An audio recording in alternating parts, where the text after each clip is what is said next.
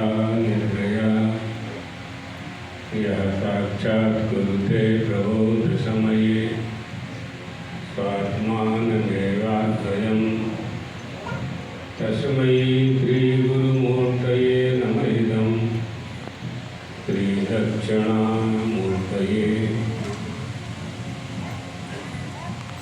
द्वारकाधीश भगवान की, गणेश भगवान की, हर हर महादेव। मंचस्थ कार्यक्रम में आए हुए सीताराम बापू, सभी वृंद, देवियों, सज्जनों, भगवान गणेश हमारी भारतीय संस्कृति में पंचदेवोपासना का विधान है। पंचदेवोपासना में शिव शक्ति, गणेश, कृष्ण भगवान और सूर्य, सनातन धर्मावलंबियों में हिंदुओं को पंचदेवोपासना का विधान किया गया है। शास्त्रों में 5 देवताओं की पूजा करनी चाहिए। इसके अतिरिक्त अगर किसी की पूजा होती है तो वो कुलदेवी और कुलदेवता होते हैं। तुम्हारी परंपरा प्रमाणे जेना जे कुलदेवता होए, जेनी जे कुलदेवी होए, तेरी पूजा करवाए। परंपरागत नए नए भगवान और नए नए बनावटी देवी देवता जिनका शास्त्रों में कोई विधान नहीं है, जिना शास्त्रों में कोई विधान नहीं, इन्हीं पूजा नहीं करवानी चाहिए। हमारी जो सनातन परंपरा है उसका जो मूल है, मूल એટલે जड़ में તમે पानी नाखो तो आखा झाड़, पूरा वृक्ष हरा भरा रहेगा। पत्ते में पानी डालोगे, झाड़ सुरक्षित नहीं रह सकता। इसलिए मूल परंपरा की रक्षा करना हिंदू धर्म की रक्षा करना होता है। भगवान गणेश संबूजकानां परिपालिकानां यतेन्द्रियाणां च तपोधनानां देशस्य राष्ट्रस्य कुलस्य राज्ञां करोतु शांतिं भगवान कुलेशः। ये गणेश भगवान सबका पालन करने वाले हैं, सब पर दया करने वाले हैं, सबकी इच्छा पूरी करने वाले हैं।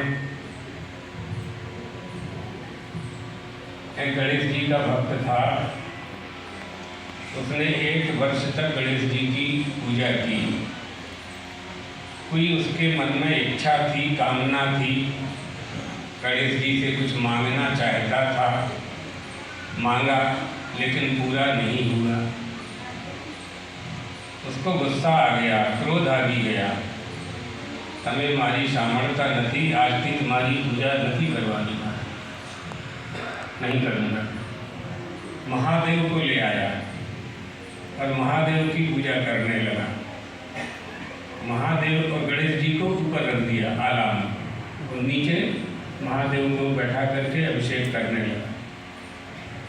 अभिषेक करने के बाद धूप दीप दी जाती है, तो धूप बत्ती से धूप दिया। तो धूप की जो लौ होती है वो गणेश जी ऊपर थे। तो धूप बत्ती की जो सुगंध थी वो गणेश जी की नाक में जाने लगी। गणेश महाराज जी सूंड हो ना, सूंड में जाने लगी सुगंध। तो उसको अच्छा नहीं लगा। उसने कहा कि मैं तुम्हारी 1 साल तक पूजा करता रहा, आपने मेरी बात सुनी नहीं। अब मैं तुम्हारे पिताजी की पूजा करता हूँ, तो उनको जो मैं नैवेद्य दे रहा हूँ आप स्वीकार कर रहे हो। तो उसने उठ करके रुई निकाली, काटन, और रुई उनकी सूंड में लगा दी, बंद कर दी। धूप की सुगंध नहीं ले सकते तुम, તમારે માટે નથી, આ ધૂપ તો મહાદેવ માટે છે। गणेश जी वहीं प्रकट हो गए, बोल वरदान मांग लो। 1 साल तक वरदान दिया नहीं, पर अब तुम्हारे बाप की पूजा करने लगा तो वरदान देने आए हो। तो गणेश जी ने कहा, आज ही तुमने हमको चेतन समझा, अभी तक पत्थर की मूर्ति मान करके पूजा करता था। ये निष्ठा ही फल प्रदान करती है। देवताने प्रति जो हमारी निष्ठा छे, एना प्रति जो श्रद्धा छे, श्रद्धा और निष्ठा फलनी प्राप्ति थाय छे। किसका विवाह पहले हो? जो धरती की पहली परिक्रमा कर लेगा, उसी का विवाह पहले हो जाएगा। तो पार्वती ने कह दिया, तो विवाह परिक्रमा करने के लिए निकले कार्तिकेय जी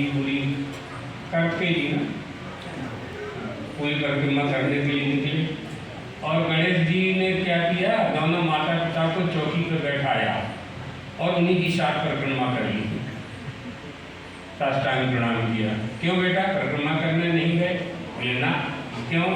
शास्त्रों में लिखा है, सारी तीर्थ सारी पृथ्वी सारा आपके पास। हमारी निष्ठा हमें फल प्रदान करती है। मातृ देवो भव, पितृ देवो भव, आचार्य देवो भव इति अनुशासती भगवती धृति मातृ देवत्वम प्रथमम अभिदधति।